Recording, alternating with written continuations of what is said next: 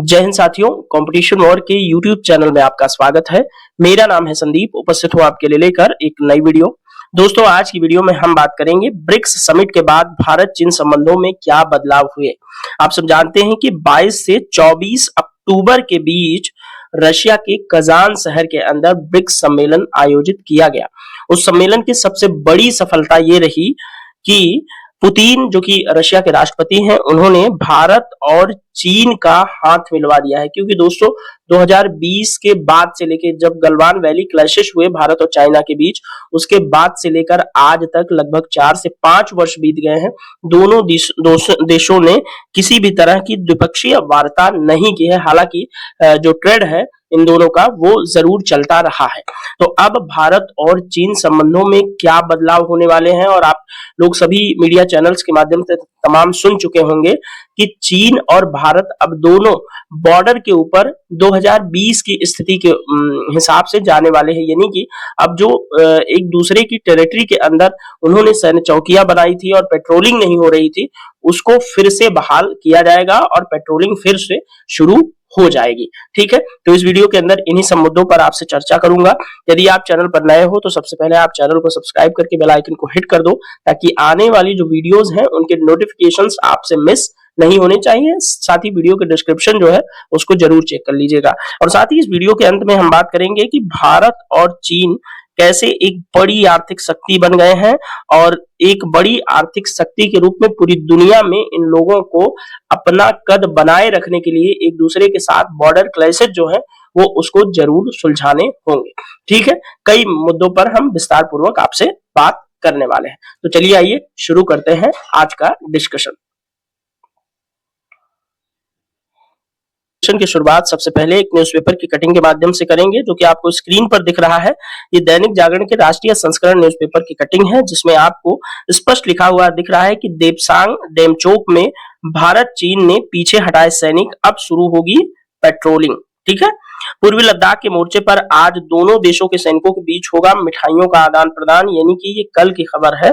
ठीक है, 30 अक्टूबर की खबर है। ठीक है, तो ये दिवाली के बारे में बात कर रहे हैं कि क्योंकि एक रवायत है कि भारत और चीन के सैनिक दिवाली जैसे किसी भी त्योहार के अवसर पर एक दूसरे के साथ मिठाइयों का आदान प्रदान बॉर्डर के ऊपर जरूर करते हैं। ठीक है, यहाँ पर देखिए देपसांग के 5 और डेमचोक के दो स्थानों पर 4.5 वर्ष बाद पेट्रोलिंग शुरू करेगी भारतीय सेना। स्थानीय सैन्य कमांडर स्तर पर सैनिकों की वापसी की सत्यापन प्रक्रिया पर बुधवार को वार्ता हुई है। और अमेरिका ने दोस्तों कहा कि इस बॉर्डर इशू को सुलझाने में अमेरिका का कोई भूमिका नहीं है। ठीक है, चीन के राजदूत ने जताई संबंध सामान्य होने की आशा। इस पेट्रोलिंग और ये जो ब्रिक्स समिट हुई है उसके बाद जो है चीन के राजदूत कोलकाता में एक कार्यक्रम के दौरान जो है प्रेस वालों से बात करते हुए उन्होंने इस पर जो है सहमति जताई कि अगर भविष्य में मतलब ये संबंध सुधरते हैं तो भविष्य में निश्चित तौर पर दोनों देशों के बीच जो है बहुत ज्यादा फायदा होने वाला है। ठीक है, यहाँ पर ये थोड़ा सा विस्तार पूर्वक कटिंग को देखते हैं। भारत और चीन के बीच वास्तविक नियंत्रण रेखा यानी कि लाइन ऑफ एक्चुअल कंट्रोल यानी कि LAC पर पूर्वी लद्दाख के देपसांग और डेमचोक में सैन्य टकराव के दोनों अग्रिम मोर्चों से सैनिकों की वापसी पूरी हो गई है। इन दोनों जगहों से अस्थायी ढांचे, टेंट, साजो सामान आदि सब पूरी तरह से हटा लिए गए हैं दोनों देशों द्वारा। साथ ही भारत और चीन के स्थानीय सैन्य कमांडरों के स्तर पर सैनिकों की वापसी से जुड़ी सत्यापन प्रक्रिया पर बुधवार को बातचीत हुई है। अब गुरुवार को दिवाली के मौके पर दोनों देशों के सैनिकों के बीच मिठाइयों का आदान प्रदान होगा, जिसके बाद देपसांग और डेमचोक में जो है करीब 4.5 वर्ष बाद LAC पर पेट्रोलिंग फिर से शुरू होगी। दोस्तों, भारत और चीन के बीच देपसांग और डेमचोक में टकराव खत्म होने से को लेकर कुछ पहले बनी सहमति के अनुरूप इन दोनों जगहों के टकराव के बिंदुओं से दोनों देशों ने अपने अपने सैनिकों को पीछे हटा लिया है, और दोनों देशों के मोर्चे पर तैनात सैन्य कमांडरों के बीच अब पेट्रोलिंग के तौर तरीकों पर फैसला लिया जाना है, और इसको लेकर उसके बीच बातचीत भी जारी हुई है। सूत्रों ने बताया कि सैनिकों की दोनों मोर्चों से वापसी मंगलवार को ही पूरी हो गई थी, मगर दोनों पक्षों की ओर से सत्यापन का काम पूरा नहीं हुआ था। जमीनी कमांडरों के स्तर पर हुई वार्ता के बीच भारतीय सेना ने बुधवार को UAV यानी कि अनमैन्ड एरियल व्हीकल यानी कि ड्रोन के जरिए देपसांग और डेमचोक दोनों जगहों पर चीनी सैनिकों के पीछे हटने से संबंधित अपना सत्यापन पूरा कर लिया है। इसके मद्देनजर पुख्ता उम्मीद है कि 31 अक्टूबर से यहाँ सेना की पेट्रोलिंग फिर से शुरू होगी। भारत और चीन के बीच हुए समझौते के तहत दोनों देशों के सैनिक अलग अलग समय अंतराल पर पेट्रोलिंग करेंगे और एक दूसरे को इसकी जानकारी देंगे। भारतीय सैनिक देपसांग के 5 और डेमचोक के 2 स्थानों पर पेट्रोलिंग के लिए जाएंगे और दोनों पक्षों के बीच अप्रैल 2020 के पहले की यथास्थिति का अनुपालन शुरू किए जाने पर सहमति बनी है। और दिवाली पे ये दोनों एक दूसरे को, दोनों देशों के सैनिक मिठाइयां खिलाएंगे।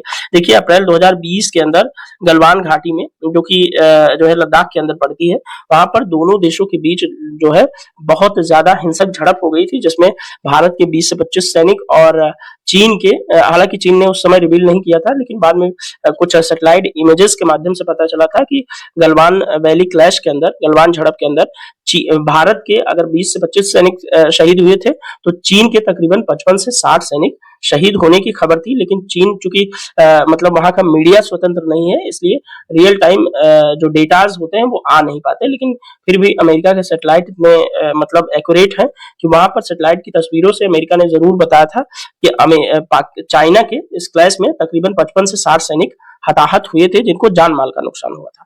ठीक है, तो ये रही न्यूज़पेपर की कटिंग। आइए अब थोड़ा समझते हैं कि भारत और चीन के बीच बॉर्डर इश्यूज किन किन भौगोलिक क्षेत्रों में हैं। ठीक है, इस मैप के माध्यम से हम समझने का प्रयास करेंगे कि सबसे पहले भारत और चीन की बाउंड्री किन किन रीजन्स के अंदर लगती है। यहाँ पर ये लाइन देखिएगा, ये जो लाइन है तो ये जो है वेस्टर्न सेक्टर है। 3 सेक्टर के बीच भारत और चीन की चीन की बाउंड्री लगती है। देखिए विवाद जो है, बाउंड्री तो यहां से लेकर के पूरा ये यहां तक लगती है, अरुणाचल प्रदेश तक, लद्दाख से अरुणाचल प्रदेश तक भारत और चीन की बाउंड्री लगती है एक दूसरे के साथ। लेकिन विवाद जो है वो किन किन सेक्टर्स में है, तो देखो एक तो वेस्टर्न सेक्टर में विवाद है, यहाँ पर लद्दाख में, ठीक है, अक्साई चीन के अंदर। दूसरे मिडिल सेक्टर में थोड़ा सा विवाद है, हिमाचल प्रदेश और यूके के बीच, हिमाचल प्रदेश और यूके यानी कि उत्तराखंड में थोड़ा बहुत विवाद है। और ईस्टर्न सेक्टर, पूर्वी क्षेत्र जो है, वहां पर 2 जगह विवाद है, एक तो भारत और अरुणाचल के बीच, दूसरा डोकलाम में, जो 2017 में डोकलाम सेक्टर के अंदर, डोकलाम जो है हालांकि भूटान में पड़ता है, भूटान की टेरिटरी है, लेकिन सॉरी डोकलाम जो है ये भूटान का हिस्सा है, लेकिन यहाँ पर जो है भारतीय सेना ही इस टेरिटरी की रखवाली करती है भूटान की तरफ से। तो चीन और भारतीय सैनिकों के बीच 2017 में डोकलाम के अंदर, यहाँ इस लोकेशन के अंदर जो है झड़प हुई थी। तो ये 3 जो है सेक्टर हैं, ये ईस्टर्न सेक्टर, मिडिल सेक्टर और वेस्टर्न सेक्टर, यहीं पर जो है भारत और चीन के बीच जो है बॉर्डर इशू है। ठीक है, वैसे तो ये पूरी लाइन ऑफ एक्चुअल कंट्रोल ही विवादित है, पूरी सीमा ही विवादित है, लेकिन मुख्य विवाद इन 3 हिस्सों में भारत और चीन के पड़ते हैं। तो ये भारत है और ये ऊपर से चाइना लग रहा है। आप आई थिंक बाउंड्री आप समझ गए होंगे, किन किन जगहों पर विवाद है वो समझ गए होंगे। आगे मैं कुछ और मैप के माध्यम से थोड़ा करीब से चीजें समझाने का प्रयास आपको करता हूं। वो कहां बनी है, कहां हो सकेगी पेट्रोलिंग, जो भारत और चीन ने ब्रिक्स समिट के दौरान जो है रूस के अंदर जो आपसी बातचीत की, द्विपक्षीय वार्ता की बॉर्डर इशू सुलझाने के लिए, उसके बाद अब जब मामला सब धीरे धीरे विवाद जो है शांत हो रहे हैं, तो अब कहां पेट्रोलिंग हो सकेगी। यहाँ पर देखिए, ये जो है चीन का कब्जा है रेड वाले क्षेत्र में, लद्दाख के अंदर और यहाँ जम्मू कश्मीर के अंदर।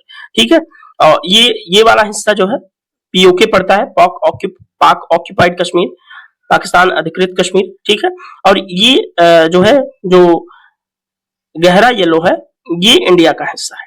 ठीक है, तो और यहाँ पर लद्दाख के अंदर ही आपको देपसांग और डेमचोक नाम की 2 जगह दिख रही है, ध्यान रखिएगा, इंपॉर्टेंट होगा। देपसांग जो है उत्तर में है और डेमचोक दक्षिण में, ध्यान रखिएगा, ये सबसे ज्यादा इंपॉर्टेंट है।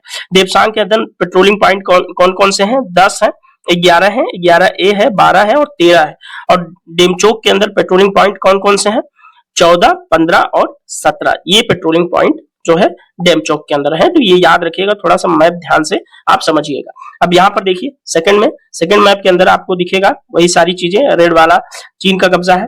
अब यहाँ पर इंपॉर्टेंट लोकेशन आपको क्लियर होंगे। देखिए ये दौलत बेग ओल्डी नाम की जगह यहाँ पर लद्दाख के अंदर है, जिस पर भारत के क्षेत्र के अंतर्गत आता है। ठीक है, तो ये जो गहरा पीला वाला क्षेत्र है वो भारत का क्षेत्र है, ध्यान रखिएगा। ठीक है, तो दौलत बेग ओल्डी ये दुनिया की सबसे ऊंची हवाई पट्टी यहीं पर बनाई गई है, जहां C-17 ग्लोब मास्टर जैसे भारी भरकम सैन्य कार्गो एयरक्राफ्ट भारत के उतर चुके हैं। देपसांग कहां पर है? ये देखिए, दौलत बेग ओल्डी के जस्ट थोड़ा सा नीचे देखेंगे तो देपसांग पड़ेगा। देपसांग के थोड़ा सा दक्षिण में, थोड़ा सा नीचे ही गलवान घाटी पड़ती है।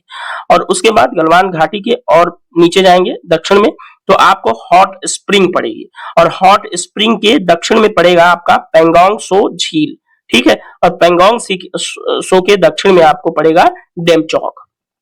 तो ये लोकेशन आपके लिए बहुत इंपॉर्टेंट है, दौलत बेगोल्डी, गलवान, देपसांग, हॉट स्प्रिंग, डेमचौक और पेंगोंग, ये याद रखिएगा, इंपॉर्टेंट है, ठीक है।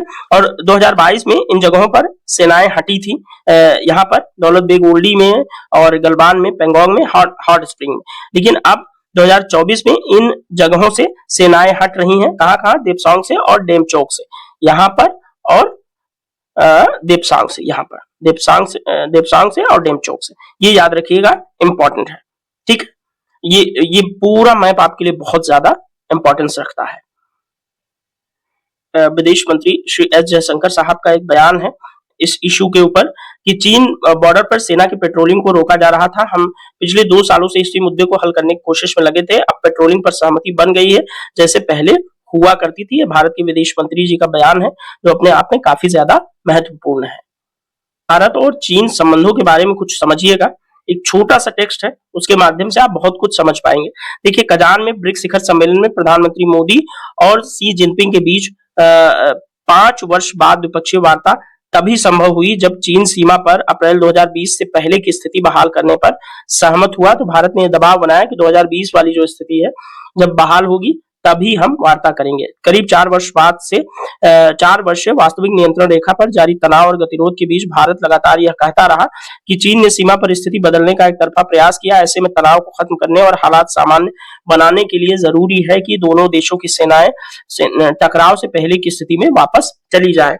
भारत ने यह भी साफ कर दिया था कि सीमा पर तनाव के बीच दोनों देशों के संबंध सामान्य नहीं हो सकते।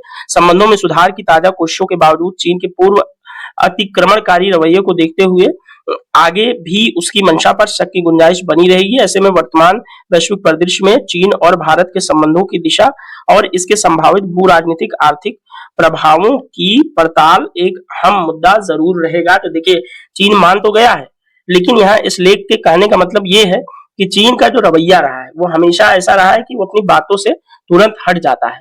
कुछ ही दिन बीतते हैं, वो तुरंत बातों से हट जाता है, वो कोई एग्रीमेंट वगैरह मानता नहीं है। इसलिए उसके इस रवैये पर जो है पड़ताल करने की जरूरत है, ठीक है। है गलवान वैली की सैटेलाइट इमेज है, ठीक है। ये आपकी पूरी गलवान घाटी है, ठीक है।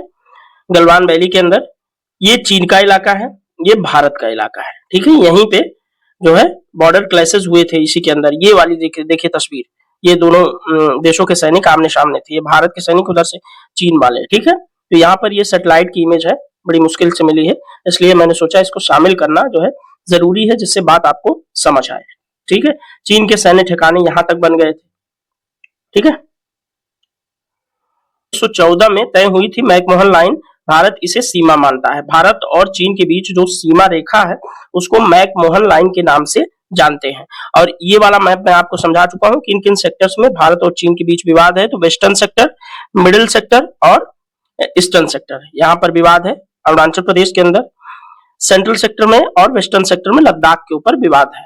लाइन ऑफ एक्चुअल कंट्रोल कहा जाता है लद्दाख वाली लाइन को, ठीक है, LAC, ओके।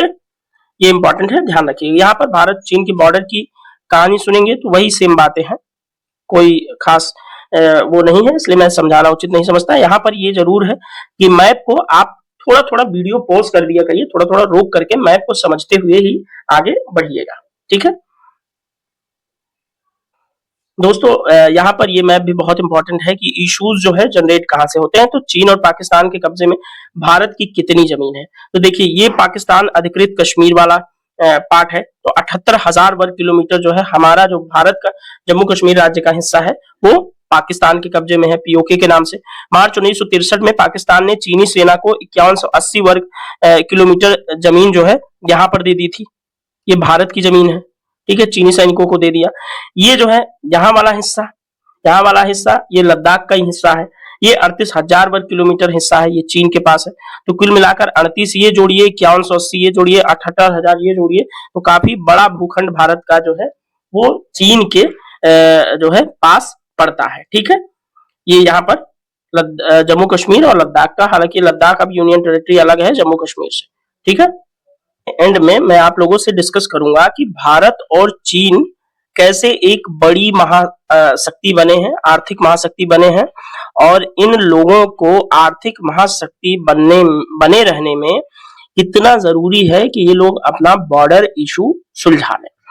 हालांकि रशिया के अंदर पुतिन ने जो इनके बॉर्डर क्लाइसिस सॉल्व करवाए, उसके पीछे उनका मकसद तो ये है कि वेस्टर्न अलायंस जो है, जो अमेरिका के नेतृत्व में है, उन सभी को समझाना ये चाहते थे कि रशिया को आप आइसोलेट करना चाहते थे, लेकिन रशिया ने वेस्टर्न सेक्टर को ही आइसोलेट कर दिया, भारत और चीन को आपस में मिलवा करके।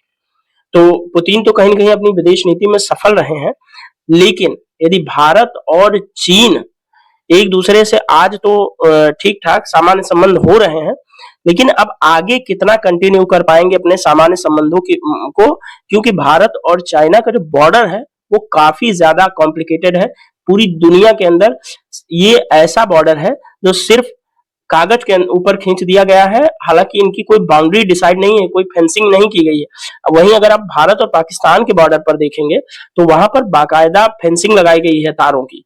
तो इसलिए भारत और पाकिस्तान का तो बॉर्डर निश्चित है, लेकिन भारत चीन का बॉर्डर बिल्कुल निश्चित नहीं है। जमीन पर कोई तार, कोई बाउंड्री बिल्कुल नहीं है। जो जहां जितनी दूर तक पेट्रोलिंग कर पाता है कर लेता है। तो इसलिए काफी कॉम्प्लिकेटेड बॉर्डर होने की वजह से ये देखिए सामान्य संबंध इनके कब तक जो है बहाल होते हैं, ये देखने वाला विषय है। फिलहाल हम बात करेंगे ये कैसे आर्थिक ताकत बने। तो चीन और भारत दोनों विश्व की उभरती ताकतें हैं। अमेरिका के बीच जो है चीन दुनिया की दूसरी सबसे बड़ी अर्थव्यवस्था है, वहीं भारत की अर्थव्यवस्था का स्थान विश्व में 5वां है।